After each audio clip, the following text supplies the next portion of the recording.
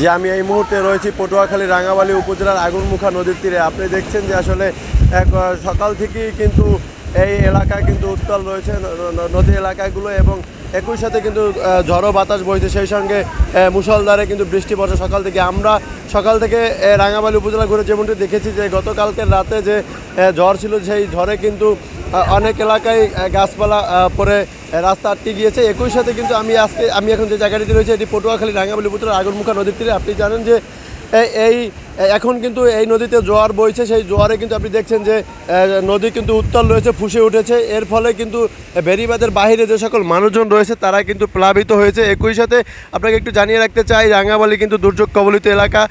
এই রাঙামালীর যে দুটি ইউনিয়ন রয়েছে সবচেয়ে বেশি প্লাবিত, একটি চালিতেবুনি এবং একটি চরমন্তাজ। চালিতেবুনি ইউনিয়ন কিন্তু জোয়ারের পানিতে গতকালকেই প্লাবিত হয়েছে। সেখানে যে বন্যা নিয়ন্ত্রণ বেড়িবাঁধ ছিল সেগুলো কিন্তু নাজুক অবস্থা থাকায় জোয়ারের পানির তোরে কিন্তু গতকাল সেই এলাকায় প্লাবিত হয়। একই সঙ্গে ওই সকল মানুষজন কিন্তু ঘূর্ণিঝড় আশায় কিন্তু গতকালকে নিয়ে গিয়েছে। আজকের চিত্র কিন্তু একই, গতকাল আঘাত হানলেও কিন্তু সেই ঘূর্ণিঝড় রেমালের তাণ্ডব কিন্তু এখনও উপকূল জুড়ে বইছে। আমরা গতকালকে কিন্তু এই ঘূর্ণিঝড় রেমালের প্রভাব কিন্তু কলাপাড়ায় কিন্তু একজন নিহত রয়েছে। একই সাথে আপনি দেখছেন যে নদীটি রয়েছে নদীটি কিন্তু একেবারে ফুসে উঠেছে, যার ফলে এই এলাকার যে বন্যা নিয়ন্ত্রণ বেড়িবাঁধের বাইরে যে সকল মৎস্য ঘেরগুলো রয়েছে সেই ঘেরগুলো কিন্তু প্লাবিত হয়েছে।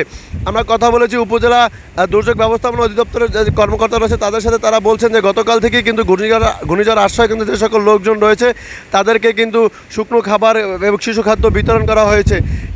একই সাথে কিন্তু গতকালকের ঘূর্ণিঝড় তাণ্ডবে যে ক্ষয়ক্ষতি, সেই ক্ষয়ক্ষতির পরিমাণ কিন্তু এখনও নির্ণয় করা হয়নি, তারা সেগুলো প্রস্তুত করছেন। কিন্তু ঝড় গতকাল গেলেও কিন্তু সেই তাণ্ডব কিন্তু এখনই রয়েছে। আবহাওয়া অধিদপ্তরের পক্ষ থেকে বলা হয়েছে সকাল থেকেই যে 10 নম্বর মহাবিপদ সংকেত নামিয়ে 3 নম্বর সতর্ক সংকেত জারি করতে বলা হয়েছে পায়রা সমুদ্র বন্দর এলাকায়। কিন্তু সেই 3 নম্বর সতর্ক সংকেত থাকলেও কিন্তু উপকূল জুড়ে কিন্তু বইছে বেদরক বাতাস, ঝড়ো বাতাস এবং মুষলধারে বৃষ্টি।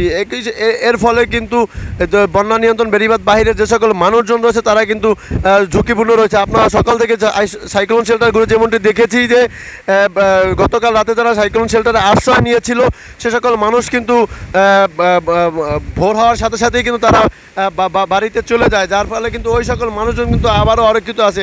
এই উপজেলা নির্বাহী অফিসারের সাথে আমার কথা হয়েছে, তিনি বলেছেন যে আসলে ওই সকল দুর্যোগ কবলিত যে সকল মানুষজন আছে তাদেরকে কিন্তু আবারও সাইক্লোন শেল্টারে নিয়ে যাওয়ার জন্য তারা তাগাদা দিচ্ছেন। এই ছিল আসলে পটুয়াখালীর চিত্র। আপনাকে আরেকটি বিষয় জানিয়ে রাখতে চাই যে আপনারা জানেন যে আসলে গত 20 মে থেকে গভীর বঙ্গোপসাগরে 65 দিনের মাছ ধরায় নিষেধাজ্ঞা শুরু হয়েছে। এর ফলে কিন্তু সাগরে এই মুহূর্তে কোনো জেলে নাই, সেক্ষেত্রে জেলেদের সংখ্যা কম। একই সাথে একই চিত্র কিন্তু কৃষিত, এই মুহূর্তে মাঠে কোনো ফসল না থাকায় কৃষির সম্ভাবনা নেই বলে জানিয়েছে কৃষিবিদরা। এই ছিল আসলে পটুয়াখালী থেকে আমার কাছে সর্বশেষ।